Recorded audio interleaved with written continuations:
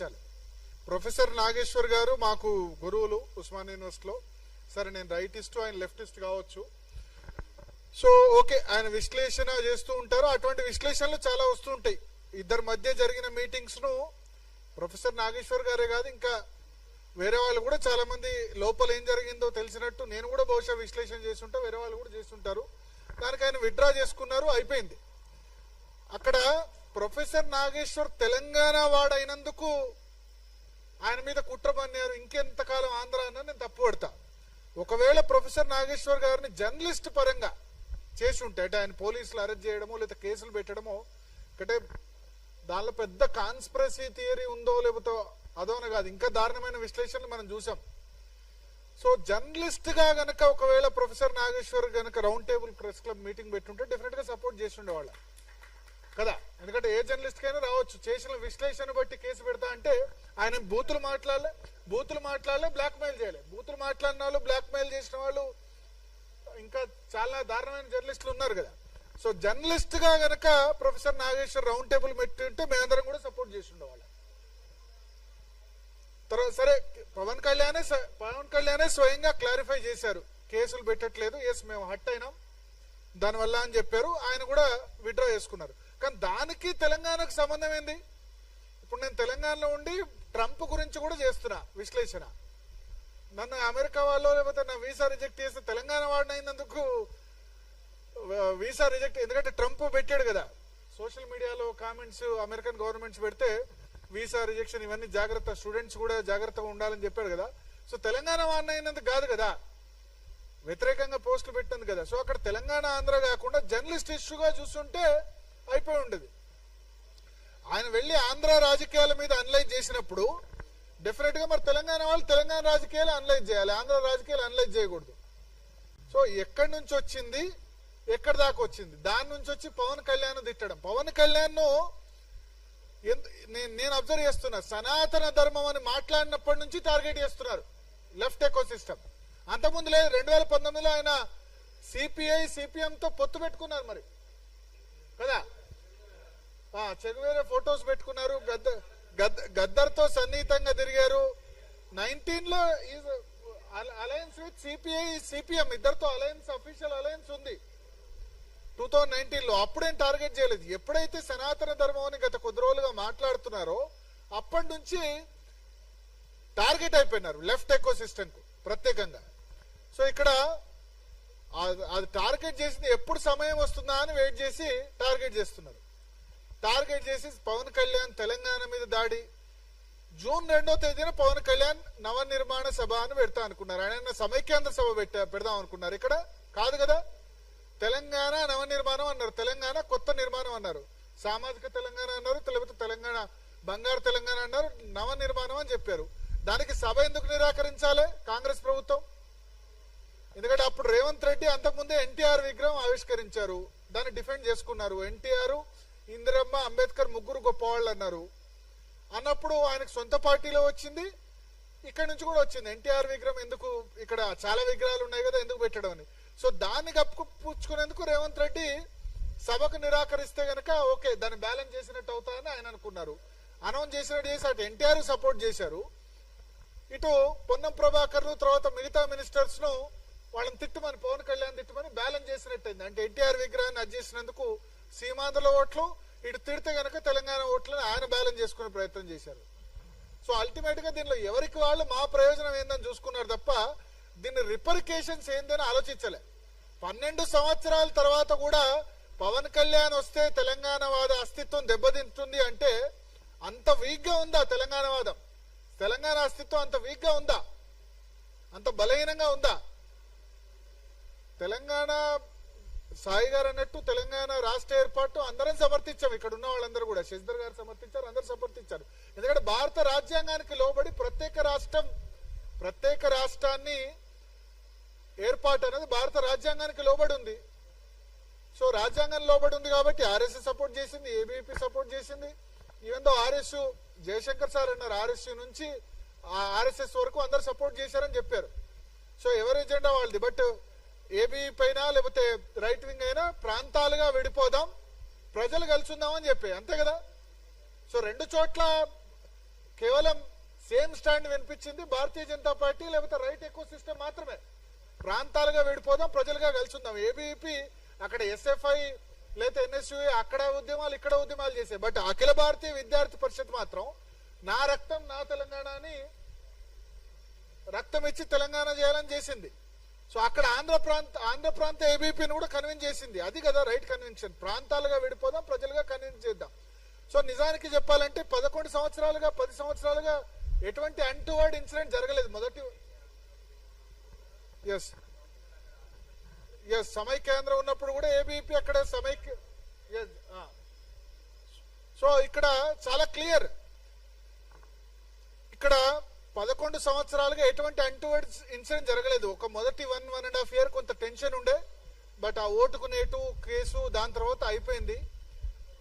ఒక విధంగా KCR BRS government ruling కూడా మెచ్చుకోవాలి. ఎందుకంటే వాళ్ళు ఏం చేస్తారో అని అనుకున్నారు, బట్ ఏం చేయకుండా ఇన్వెస్ట్మెంట్స్ మిగతా అన్ని కాన్సన్ట్రేట్ చేశారు. ఎటువంటి ఇబ్బంది కలిగించలేదు. 2015 తర్వాత ఒక విధంగా ఎటువంటి ఆంధ్ర తెలంగాణ అన్న ఫీలింగ్ రాకపోవడం వల్ల హైదరాబాద్ చాలా గ్రో అయింది. ఇవాళ దేశంలో రంగారెడ్డి జిల్లా తలసరి ఆదాయంలో నెంబర్ 1. రంగారెడ్డి జిల్లా తలసరి ఆదాయంలో నెంబర్ 1 ఎట్లా అయింది? అందరు కృషితో అయింది. తెలంగాణ నుంచి వచ్చిన వాళ్ళు, ఆంధ్ర నుంచి వచ్చిన వాళ్ళు, నార్త్ ఇండియా నుంచి వచ్చిన వాళ్ళు, ఎస్పెషల్లీ నార్త్ ఇండియన్స్ అందరూ కూడా ఇక్కడే దీన్ని చాలా మంది లైక్ చేశారు. జేఎం లెంగ్డో లాంటి వాళ్ళు, వేరే ఈశాన్య రాష్ట్రాల నుంచి వచ్చిన వాళ్ళు కూడా ఇక్కడ వచ్చి సెటిల్ అయిపోయినారు. హైదరాబాద్ తమదే అనుకుంటున్నారు వాళ్ళు. సో ఇటువంటి పరిస్థితిలో ఇప్పుడు పవన్ కళ్యాణ్ ద్వారా లాస్ట్ 2-3 days ఏదైతే జరుగుతుందో ఆంధ్ర రాయలసీమ ప్రాంతాల నుంచి వాళ్ళకి కానీ మిగతా వాటికి కానీ మంచిది కాదు రాష్ట్రానికి. ఇక్కడ ఆలోచించాలి. సో ఇప్పుడు తెలంగాణ గో బ్యాక్ కాదు, తెలంగాణ అందరూ వెల్కమ్ చేయాలి, అందరు కమ్ బ్యాక్ చేయాలి. మనం ఆలోచించండి, ఈసారి వరి ప్రొక్యూర్మెంట్ కాలేదు. ఎందుకు కాలేదంటే బెంగాల్లో ఎలక్షన్ జరుగుతుంది, అందరూ వెళ్ళిపోయారు.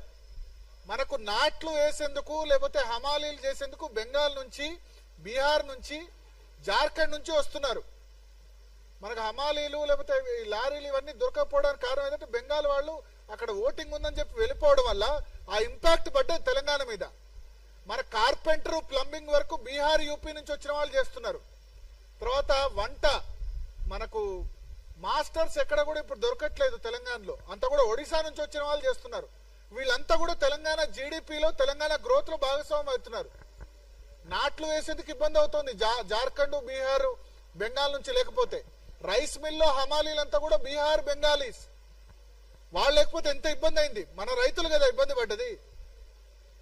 ఫాల్ సీలింగ్ పని చేసేది బీహార్, యూపీ, ప్లంబింగ్ వర్క్ చేసేది బీహార్, యూపీ. వీళ్ళు లేకపోతే మనం బతకగలమా? ఇది ఆలోచించాలి. ప్రపంచమే ఒక కుగ్రామం అయిపోయిన నేపథ్యంలో అందరినీ వెళ్ళగొడితే ఓన్లీ తెలంగాణలో మనం బై బర్త్ తెలంగాణ వాళ్ళు ఉంటే సాధ్యమా?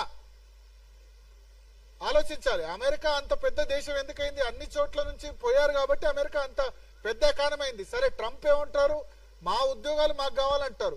తెలంగాణ ఉద్యోగాలు తెలంగాణ కావాలని అడగండి, ప్రభుత్వ ఉద్యోగాల్లో వాటా అడగండి, దానికి ఇబ్బంది లేదు. కానీ ఇక్కడ ప్రజలు రావద్దు, వాళ్ళు సభలు సమావేశాలు పెట్టుకోవద్దు. ఇది ఎంత మేరకు కరెక్ట్ ఆలోచించాలి. సో తెలంగాణకు ఇక కావాల్సింది ఏంటంటే అందరి కంట్రిబ్యూషన్ కావాలి, అన్ని రాష్ట్రాల వాళ్ళు ఇక్కడ రావాలి.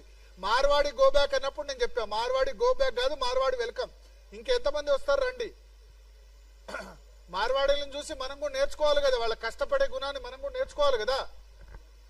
సో అప్పుడు మార్వాడి గో బ్యాక్ అప్పుడు నాకు గుర్తుంది, దేవిక్ గారు పాదయాత్ర కూడా చేశారు సర్దార్ పటేల్ విగ్రహం నుంచి. అప్పుడు కూడా మనం అందరం సపోర్ట్ చేశాం. సో ఇటువంటి మార్వాడి గో బ్యాక్ వచ్చినా మిగతా వచ్చినా పవన్ కళ్యాణ్ మొన్న ఏదైతే మాట్లాడారో నేషనలిజం, జాతీయవాదం హైదరాబాద్ లో వినిపించడం చాలా నాకు సంతోషమైంది. అయితే 1-2 వర్డ్స్ ఏంటంటే మీ అయ్యే జాగీరా అట్లా అనేది లేకుండే, ప్లస్ పాకిస్తానా కంపేర్ చేయాల్సిన అవసరం లేదు. పాకిస్తానా అని మనం అనొద్దు, పాకిస్తానా పాలస్తీనా అని అనొద్దు, ఆ మాటలు అనేది లేకుండే. బట్ ఆవేశంలో అన్నారు. మొత్తం 100% ఆయన కరెక్ట్ మాట్లాడతారని మనం ఎక్స్పెక్ట్ చేయలేం.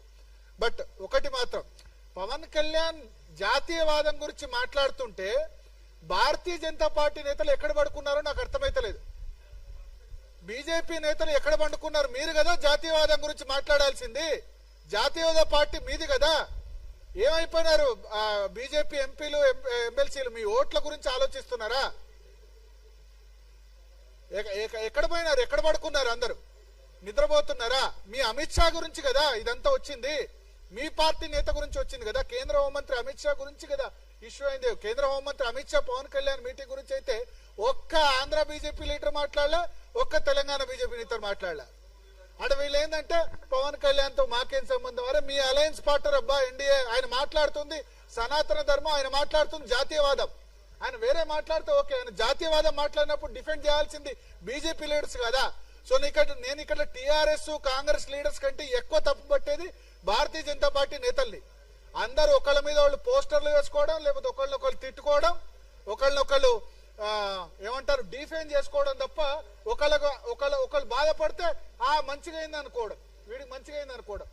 ఎక్కడుంది గ్రూపిజం తక్క ఎక్కడుంది? జాతీయవాదం సపోర్ట్ చేయాలి కదా పవన్ కళ్యాణ్కి. ఆయన అన్నారు కూడా, నోరు విప్పి అన్నారు, నా ఆంధ్ర బీజేపీ నేతలు ఒక్కళ్ళు మాట్లాడకపోవడం ఆశ్చర్యం కలిగించిందని చెప్పి. తర్వాత ప్రెస్ మీట్ లోకి వచ్చినప్పుడు కూడా మరి తెలంగాణ బీజేపీ నేతలు ఎందరూ మాట్లాడేది ఖండించేందుకు 2 రోజులు పట్టింది. ఒక రఘునందన్ రావు ఆ రోజు మాట్లాడినట్టున్నారు, రామచంద్రరావు గారు నిన్న ఖండించారు. సో ఎక్కడ పడుకున్నారు బీజేపీ నేతలు? ఎందుకంటే మనమే క్వశ్చన్ చేయాలి, జాతీయవాదులు మనమే క్వశ్చన్ చేయాలి. బీజేపీ నేతలు తప్పు చేసినా మనం క్వశ్చన్ చేయాలి. ఇక్కడ నాకు టీఆర్ఎస్ రోల్ ఓకే, వాళ్ళకటు సీమాంధ్ర ఓట్లు కావాలి, ఎందుకంటే 43% వచ్చింది, తెలంగాణ వాద ఓట్లు కావాలి, రేవంత్ రెడ్డికి అది కావాలి. మరి భారతీయ జనతా పార్టీ నేతలు ఇంత పెద్ద ఇష్యూ అయితే జాతీయవాదం గురించి ప్రాపగేట్ చేయాల్సింది వాళ్ళు కదా. సభలు సమావేశాలు పెట్టుకునే హక్కు ఉందని చెప్పాల్సింది భారతీయ జనతా పార్టీ నేతలు కదా. సో ఇక్కడ కరెక్ట్ గా రియాక్ట్ కాలేదనిపించింది. నెక్స్ట్ టైం డెఫినెట్ గా, ఎందుకంటే జాతీయవాదాన్ని ప్రాపగేట్ చేయాల్సింది ప్రతి చోట ఎవరు సభలు సమావేశాలు పెట్టుకునే హక్కు ఉందని చెప్పాల్సింది భారతీయ జనతా పార్టీ నేతలు. వాళ్ళకి సరిగ్గా వ్యూహాత్మక మౌనమో మరి ఏందో, వాళ్ళకి ఏం ఓట్లు పోతాయో, లేకపోతే అలయన్సో, మరి ఇంకా ఎవరి కన్వీనియన్సో ఏందో తెలియదు. ఎవరంటే ఏమవుతారో, లేదా కమ్యూనిస్టులతో భయపడితే ఎట్లా, కమ్యూనిస్టులు ఏమన్నా అనుకుంటారని భయపడితే ఎట్లా? పవన్ కళ్యాణ్ మీరు కలిసి పోటీ చేశారు అసెంబ్లీ ఎన్నికలు, మున్సిపల్ ఎలక్షన్స్ కలిసి పోటీ చేయలేదు కావచ్చు. మున్సిపల్ ఎన్నికల్లో ఆయన ప్రచారాన్ని కూడా పిలిచారు, చివరి రోజు వద్దన్నారు. ఆయన సనాతన ధర్మం గురించి మాట్లాడుతున్నాడు, ప్లస్ భారతీయత గురించి మాట్లాడుతున్నాడు, ప్లస్ నేషనలిజం గురించి మాట్లాడుతున్నాడు.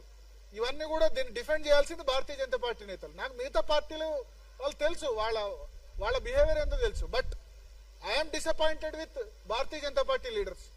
సో ఎప్పుడు మనం జాతీయవాదులైనంత మాత్రాన ప్రతి దానిలో భారతీయ జనతా పార్టీ నేతలు డిఫెండ్ చేయాల్సిన అవసరం లేదు. వాళ్ళు తప్పు చేస్తే చెప్పాల్సింది మనమే. మనం చెప్పాలి, చెప్తేనే కరెక్ట్ చేసుకుంటారు. మనం క్వశ్చన్ చేయకపోతే నెక్స్ట్ టైం కూడా ఇదే విధంగా చేస్తారు. మార్వాడి గోబ్యాక్ అప్పుడు కూడా మాట్లాడలేదు, ఎందుకంటే మాట్లాడితే మాకు లోకల్ వ్యాపారుల నుంచి పోతాయటారా. లోకల్ వ్యాపారులు కన్విన్స్ చేయాల్సింది మీరు. ఇవాళ గ్లోబలైజేషన్ అవుతున్న నేపథ్యంలో, ఎక్కడెక్కడి నుంచో వస్తున్న నేపథ్యంలో, ప్రపంచమే ఒక కుగ్రామం అయిపోయిన నేపథ్యంలో ప్రజలకు వివరించి చెప్పాల్సిన బాధ్యత నేతలది కదా. సో ఇది ఆలోచించాలి. అండ్ నెక్స్ట్ టైం ఎట్టి పరిస్థితుల్లో తెలంగాణ 12 సంవత్సరాలు అయిన తర్వాత తెలంగాణ, నేను కూడా ఉస్మాన్ యూనివర్సిటీలో చదువుకున్న, కరీంనగర్ బిడ్డని, ఉమ్మడి కరీంనగర్ బిడ్డని, జగిత్యాలలో ఉన్నవాడిని, తెలంగాణ రాష్ట్ర ఆకాంక్ష గురించి ఫైట్ చేసిన వాడిని. తెలంగాణ ఉద్యమ సమయంలో అందరూ టీవీలో కూడా చూసే ఉంటారు. సో ఎవరో వస్తే ఇక్కడ తెలంగాణ అస్తిత్వం దెబ్బతినంత వీక్ గా అయితే తెలంగాణ అస్తిత్వం లేదు. డెఫినెట్ గా తెలంగాణ అస్తిత్వం దెబ్బతింటే మేమే ముందుండి ఫైట్ చేస్తాం. తెలంగాణ భూమిపుత్రులకే కేటీఆర్ ఒక మాట అన్నారు, భూమిపుత్రులకు అధికారం రావాలి, భూమిపుత్రులకు ఉద్యోగాలు దక్కాలి. ఆ విషయంలో, ఎందుకంటే నీళ్లు నిధులు నియామకాల విషయంలో వచ్చింది. సో వాటర్ లో అన్యాయం జరిగింది, ఆ మాట వాస్తవమే. కృష్ణా గోదావరి నీళ్ళలో అన్యాయం జరిగింది వాస్తవం. దా విషయంలో ఉంటే రౌండ్ టేబుల్ ముందుండి పోరాడదాం. బట్ ఇక్కడ సభలు సమావేశాలు పెట్టొద్దు, ఆంధ్ర రాయలసీమ వాళ్ళు రావద్దు, మార్వాడి గోబ్యాక్ అంటే మాత్రం డెఫినెట్ గా జాతీయవాదులందరూ కూడా ఎవరు కూడా ఊరుకునే ప్రసక్తి లేదు. Thank you.